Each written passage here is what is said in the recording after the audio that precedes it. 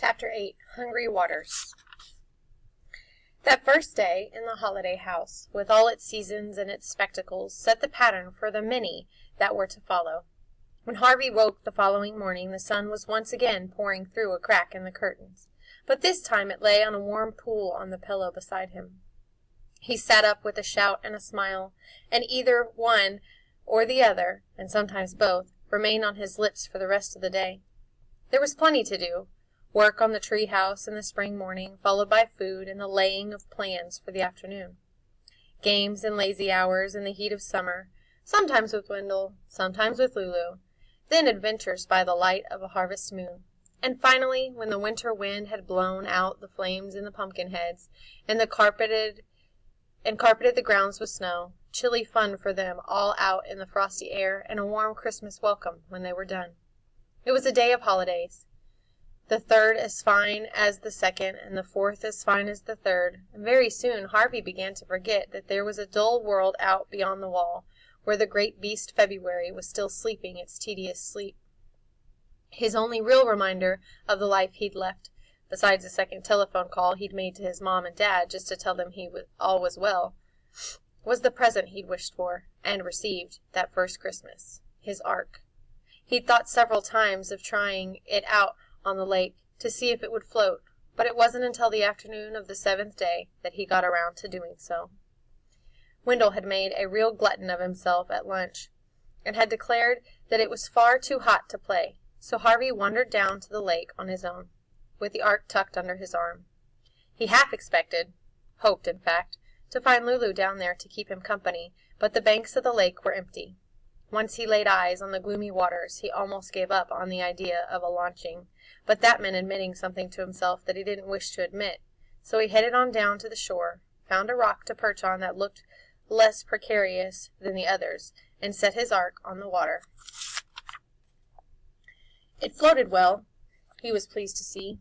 He pushed it to and fro for a little while, then lifted it out and peered inside to see if it was leaking. It was quite watertight, however, so he set it back on the lake and pushed it out again. As he did so, he caught sight of a fish rising from the bottom of the lake, its mouth wide open as if it intended to swallow his little vessel whole. He reached out to snatch the Ark from the water before it was either sunk or devoured, but in his haste he lost his footing on the slime-slickened rock, and with a cry he fell into the lake. The water was icy cold and eager. It quickly closed over his head. He flailed wildly, trying not to imagine the dark depths beneath him or the vast maw of the fish that had been rising from those depths. Turning his face up toward the surface, he started to swim. He could see his Ark floating above him, capsized by his fall. Its lead passengers were already sinking. He didn't try and save them, but surfaced, gasping for breath, and paddled toward the shore. It wasn't much of a distance. In less than a minute, he was hauling himself up onto the rocks and scrambling away from the bank, water pouring from his sleeves and trousers and shoes. Only when his feet were clear of the lake and no hungry fish could snap at his toes did he drop down onto the ground. Though it was midsummer and the sun was blazing somewhere overhead, the air around the lake was cold, and he soon began to shiver. Before he made his way out into the sun, however, he looked for some sign of his Ark. The spot where it had sunk was marked by a forlorn flotilla of wreckage, all of which would soon join the rest of the Ark at the bottom. Of the fish that had seemed so eager to devour him, there was no sign. Perhaps it had swum down into the depths to chew on the drowned menagerie. If so, Harvey hoped it choked on its dinner. He'd lost plenty of toys before.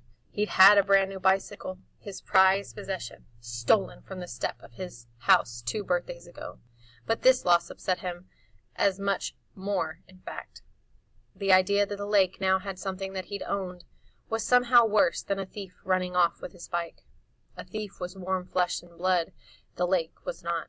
His possessions had gone into a nightmare place, full of monstrous things, and he felt as though a little part of himself had gone with it, into the dark.